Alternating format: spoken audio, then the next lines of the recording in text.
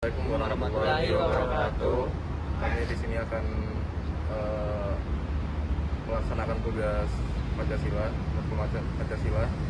Di sini kami akan mewawancarai salah satu tokoh pemerintah, yaitu dengan siapa? Saya dengan Dayan Ali Hermawan, salah satu pejabat fungsional di Badan Persatuan Bangsa dan Politik Provinsi Jawa Timur. Baik, dimulai dari saya akan memperkenalkan diri. Dari nama saya Muhammad Alvin Ashari dan teman saya Muhammad Arif Syabudin. Dan saya ada Ramadhani. Saya Muhammad Farid Khalid Usman. Dari di sini saya akan mulai pertanyaan untuk Mas Rehan ya. Yang pertama dari saya, bagaimana dinamika unjuk rasa yang terjadi baru-baru ini di Indonesia? Sebagai contoh, aksi mahasiswa dan masyarakat menuntut transparansi anggaran serta keadilan sosial, mencerminkan prinsip-prinsip demokrasi yang terjadi dalam konstitusi. Analisis dengan merujuk pada warga negara dan peran negara. Oke, jadi ini kalau kita lihat beberapa bulan ke belakang, beberapa bulan ke belakang, memang terjadi unjuk rasa di berbagai daerah di Indonesia. Hal itu kan dikarenakan karena pemerintah, mungkin masyarakat merasa pemerintah kurang transparan terhadap penggunaan anggaran, di mana masyarakat sebagai pembayar pajak. Jadi wajar yang namanya masyarakat itu menuntut haknya, karena mereka harus tahu digunakan untuk apa uang pajak yang mereka bayarkan. Tetapi yang sangat disayangkan adalah pada saat demo dan kerusuhan yang terjadi di Indonesia ini, banyak sekali ditunggangi oleh oknum-oknum yang tidak bertanggung jawab. Banyak sekali pihak-pihak yang ingin mengadu domba dan memanfaatkan situasi, sehingga demo yang pada awalnya bertujuan untuk menyampaikan aspirasi masyarakat kepada pemerintah malah dijadikan sarana untuk anarkis, sehingga pemerintah tidak mungkin membiarkan massa anarkis dengan merusak fasilitas umum, menghancurkan fasilitas-fasilitas yang digunakan untuk orang banyak. Jadi justru masyarakat sendiri yang rugi apabila demo yang seharusnya bisa didengarkan malah dibubarkan secara sepihak karena dirasa sudah ada habis. Jadi pemerintah, baik TNI, Polri maupun pemerintah sipil, memiliki sebuah SOP. Jadi ada batas-batas di mana masyarakat itu boleh melakukan unjuk rasa. Contohnya pada saat demo itu batas maksimal adalah jam 6 malam. Jadi di atas jam 6 malam tidak boleh lagi yang namanya dilakukan unjuk rasa. Tetapi di daerah-daerah yang terjadi, contohnya di Surabaya, terjadi pembakaran gedung Gerahadi, yang mana gedung Gerahadi itu kan merupakan gedung negara ya, itu peninggalan dari zaman kolonial. Itu sesuatu yang sangat disayangkan karena aksi dimulai pada pukul 9 malam, di mana tidak jelas apa tuntutan mereka, akan tetapi mereka kebanyakan hanya ingin bersenang-senang. Anak-anak muda, ormas-ormas, mungkin hanya ingin menyuarakan aspirasi yang kurang tepat.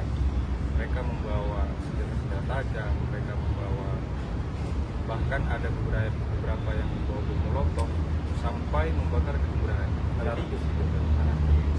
Jadi mau tidak mau harus dibubarkan, karena kalau tidak seperti itu negara ini menjadi apa? Kalau dibiarkan nanti itu akan merembet ke hal lain, contohnya perusakan, penjarahan. Nanti hal-hal yang tidak diinginkan malah menjadi semakin besar. Yang awalnya hanya menuntut transparansi dari penggunaan anggaran dan beberapa pejabat yang mungkin dirasa tidak sesuai kinerjanya, malah merembet ke hal lain seperti ekonomi Indonesia turun, fasilitas umum yang rusak. Mungkin rekan-rekan sekalian ini kan tidak menggunakan fasilitas umum ya, belum menggunakan fasilitas umum. Tapi di Jakarta banyak sekali ratusan ribu orang yang menggantungkan hidupnya pada transportasi umum. Tapi apabila halte dibakar, stasiun dibakar, orang yang mau berangkat kerja jadi kesusahan. Jadi pemerintah itu seperti pedang bermata dua, jadi harus hati-hati. Dia membuat kebijakan yang contoh untuk diri salah dan membuatkan yang salah. Jadi kita sebagai masyarakat harus bisa menilai lah situasi yang kita hadapi. Unjuk rasa itu boleh, demokrasi itu, namanya negara demokrasi itu di mana rakyat itu merupakan kekuasaan tertinggi. Jadi suara, ya benar, pendapat rakyat itu sangat dibutuhkan di negara demokrasi. Karena kalau rakyat itu tidak bersuara, berarti demokrasi di negara itu sudah mati. Lanjut untuk pertanyaan yang kedua ya Mas.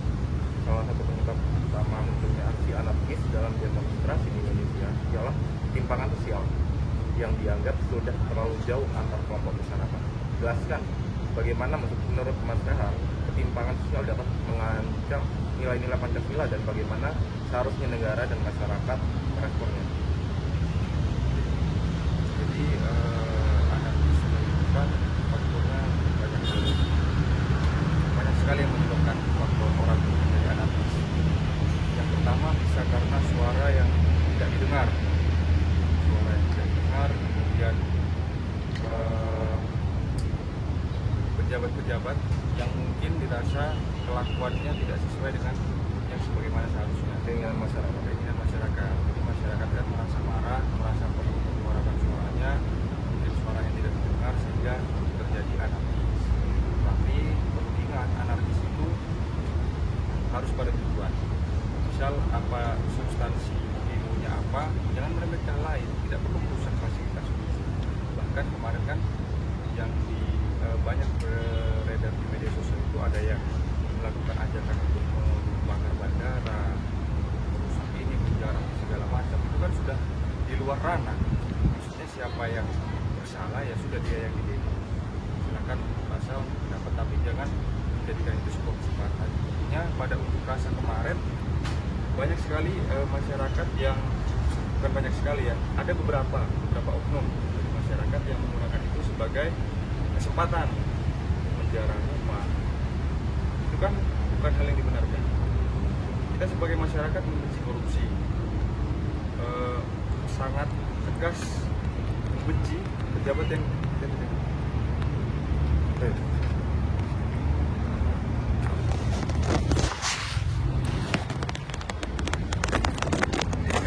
Ya. Dah. Man.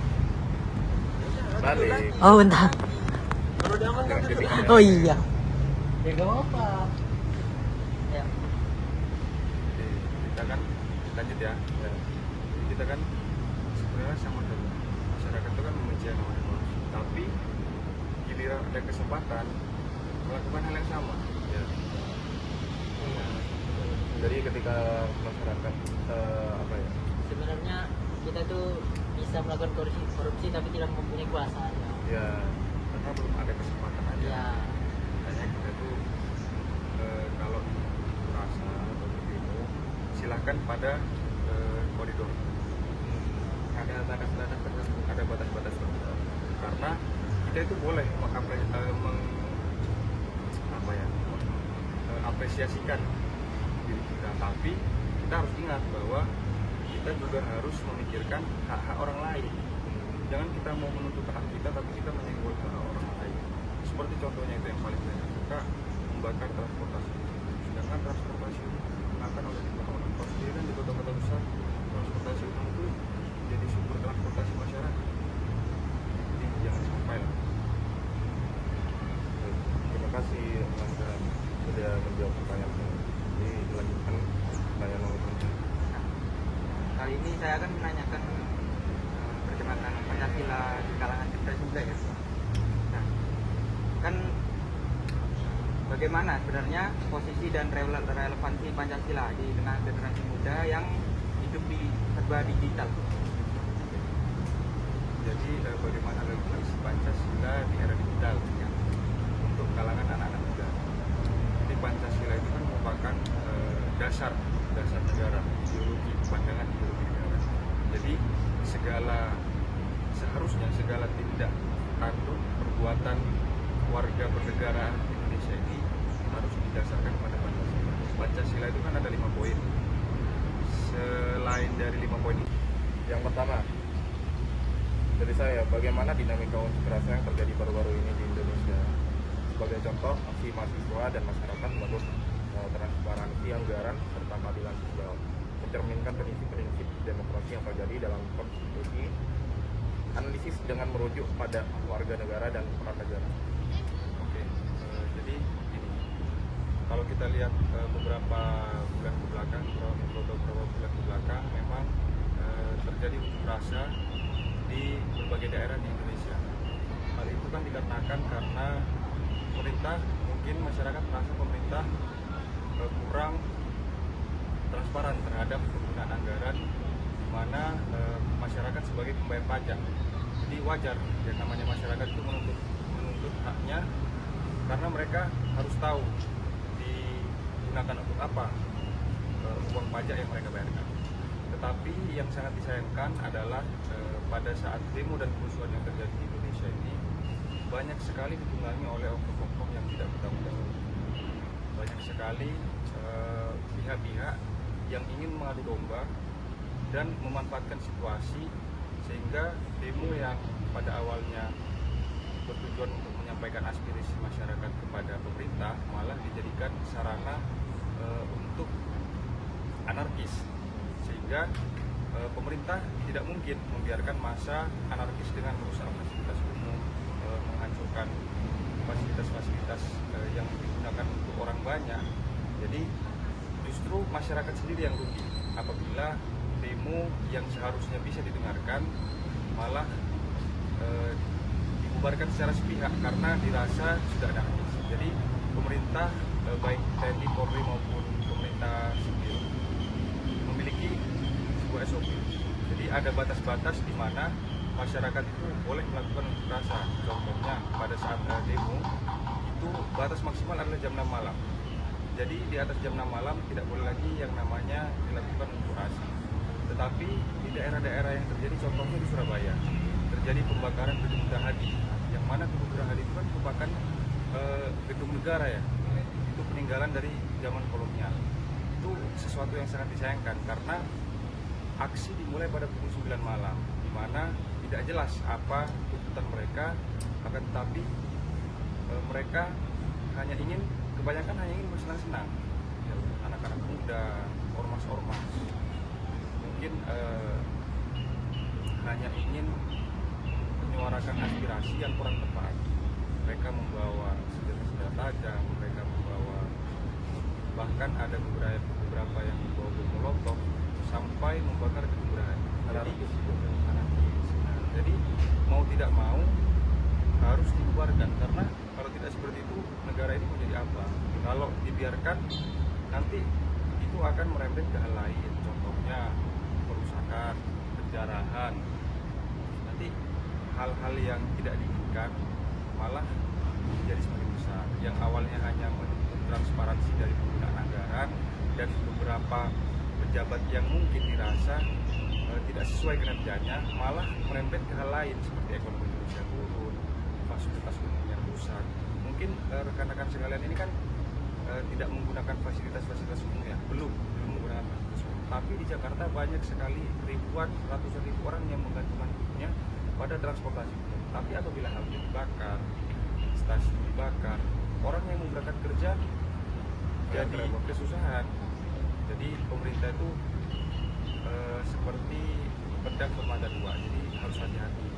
Dia membuat kebijakan yang contoh diri salah dan kebijakan yang salah. Jadi kita sebagai masyarakat harus bisa menilai lah situasi yang kita hadapi. Demokrasi itu boleh. Demokrasi itu namanya negara demokrasi itu di mana rakyat itu merupakan kekuasaan tertinggi. Jadi suara, ya benar, pendapat rakyat itu sangat dibutuhkan di negara demokrasi. Karena kalau rakyat itu tidak bersuara, berarti demokrasi di negara itu sudah mati. Lanjut untuk pertanyaan yang kedua ya Mas. Salah satu penyebab utama munculnya aksi anarkis dalam demonstrasi di Indonesia ialah ketimpangan sosial yang dianggap sudah terlalu jauh antar kelompok masyarakat. Jelaskan bagaimana menurut Mas Rahal ketimpangan sosial dapat mengancam nilai-nilai Pancasila dan bagaimana seharusnya negara dan masyarakat meresponnya. Jadi anarkisme itu kan faktornya banyak sekali yang menyebabkan faktor orang menjadi anarkis. Yang pertama bisa karena suara yang tidak didengar, kemudian pejabat-pejabat yang mungkin tidak sesuai dengan yang sebagaimana seharusnya Keinginan masyarakat. keinginan masyarakat. Jadi masyarakat kan merasa marah, merasa perlu menyuarakan suaranya, mungkin suaranya tidak didengar sehingga terjadi anarkis. Tapi perlu diingat, anarkis itu harus pada tujuan. Misal apa substansi demonya apa, jangan meremehkan lain, tidak perlu merusak fasilitas umum. Bahkan kemarin kan yang banyak beredar di media sosial itu ada yang melakukan ajakan untuk membakar bandara, merusak ini, menjarah segala macam. Itu kan sudah di luar ranah. Maksudnya siapa yang bersalah ya sudah dia yang didemo. Silakan rasa dapat, tapi jangan menjadikan itu sebuah kesempatan. Intinya pada unjuk rasa kemarin banyak sekali masyarakat yang bukan banyak sekali ya, ada beberapa oknum dari masyarakat yang menggunakan itu sebagai kesempatan menjarah rumah. Itu kan bukan hal yang dibenarkan. Kita sebagai masyarakat membenci korupsi, sangat tegas membenci pejabat yang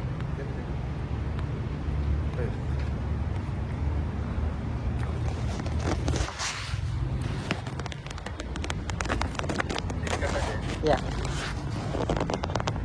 Dah. Man. Balik. Oh, bentar. Jangan ketik. Oh iya. Ya enggak apa-apa. Ya. Jadi kita kan lanjut ya. Jadi kita kan sebenarnya sama saja. Masyarakat itu kan membenci yang namanya korupsi. Tapi giliran ada kesempatan melakukan hal yang sama. Ya. Jadi ketika masyarakat apa ya? Sebenarnya kita tuh bisa melakukan korupsi tapi tidak mempunyai kuasa ya. Ya, Karena belum ada kesempatan aja. Ya. Makanya kita tuh kalau merasa atau berdemo silahkan pada koridor. Ada batas-batas tertentu. Ada batas-batas tertentu. Karena kita itu boleh mengapresiasikan diri kita, tapi kita harus ingat bahwa kita juga harus memikirkan hak-hak orang lain. Jangan kita mau menuntut hak kita tapi kita menyenggol hak orang lain. Seperti contohnya itu yang paling saya suka, membakar transportasi. Sedangkan transportasi digunakan oleh jumlah orang. Kalau sendiri kan di kota-kota besar transportasi umum itu jadi sumber transportasi masyarakat. Jadi jangan sampai lah. Terima kasih Mas Ran sudah menjawab pertanyaan saya. Jadi dilanjutkan pertanyaan nomor 3. Kali ini saya akan menanyakan perkembangan Pancasila di kalangan generasi muda ya. Nah, kan bagaimana sebenarnya posisi dan relevansi Pancasila di tengah generasi muda yang hidup di serba digital? Jadi bagaimana relevansi Pancasila di era digital ya, untuk kalangan anak-anak muda. Jadi Pancasila itu kan merupakan dasar negara, ideologi, pandangan ideologi negara. Jadi seharusnya segala tindak tanduk perbuatan warga bernegara Indonesia ini harus didasarkan pada Pancasila. Pancasila itu kan ada 5 poin. Selain dari 5 poin itu, uang pajak yang mereka bayarkan. Tetapi yang sangat disayangkan adalah pada saat demo dan kerusuhan yang terjadi di Indonesia ini banyak sekali ditunggangi oleh oknum-oknum yang tidak bertanggung jawab. Banyak sekali pihak-pihak yang ingin mengadu domba dan memanfaatkan situasi sehingga demo yang pada awalnya bertujuan untuk menyampaikan aspirasi masyarakat kepada pemerintah malah dijadikan sarana untuk anarkis, sehingga pemerintah tidak mungkin membiarkan massa anarkis dengan merusak fasilitas umum, menghancurkan fasilitas-fasilitas yang digunakan untuk orang banyak. Jadi justru masyarakat sendiri yang rugi apabila demo yang seharusnya bisa didengarkan malah dibubarkan secara sepihak karena dirasa sudah anarkis. Jadi pemerintah baik TNI, Polri maupun pemerintah sipil memiliki sebuah SOP. Jadi ada batas-batas di mana masyarakat itu boleh melakukan unjuk rasa. Contohnya pada saat demo itu batas maksimal adalah jam 6 malam. Jadi di atas jam 6 malam tidak boleh lagi yang namanya dilakukan unjuk rasa. Tetapi di daerah-daerah yang terjadi, contohnya di Surabaya, terjadi terjadi pembakaran gedung Gerahadi, yang mana gedung Gerahadi itu kan merupakan gedung negara ya, itu peninggalan dari zaman kolonial. Itu sesuatu yang sangat disayangkan karena aksi dimulai pada pukul 9 malam, di mana tidak jelas apa tuntutan mereka, akan tetapi mereka kebanyakan hanya ingin bersenang-senang. Ya, anak-anak muda, ormas-ormas, mungkin hanya ingin menyuarakan aspirasi yang kurang tepat. Mereka membawa senjata-senjata tajam, mereka membawa, bahkan ada beberapa yang membawa bom molotov sampai membakar gedung Gerahadi. Jadi mau tidak mau harus dibubarkan, karena kalau tidak seperti itu negara ini mau jadi apa? Kalau dibiarkan nanti itu akan merembet ke hal lain, contohnya perusakan, penjarahan. Nanti hal-hal yang tidak diinginkan malah menjadi semakin besar. Yang awalnya hanya menuntut transparansi dari penggunaan anggaran dan beberapa pejabat yang mungkin dirasa tidak sesuai kinerjanya, malah merembet ke hal lain seperti ekonomi Indonesia turun, fasilitas umum yang rusak. Mungkin rekan-rekan sekalian ini kan tidak menggunakan fasilitas umum ya, belum menggunakan fasilitas umum. Tapi di Jakarta banyak sekali ratusan ribu orang yang menggantungkan hidupnya pada transportasi umum. Tapi apabila hal itu dibakar, stasiun dibakar, orang yang mau berangkat kerja jadi kesusahan. Jadi pemerintah itu seperti pedang bermata dua, jadi harus hati-hati dia membuat kebijakannya.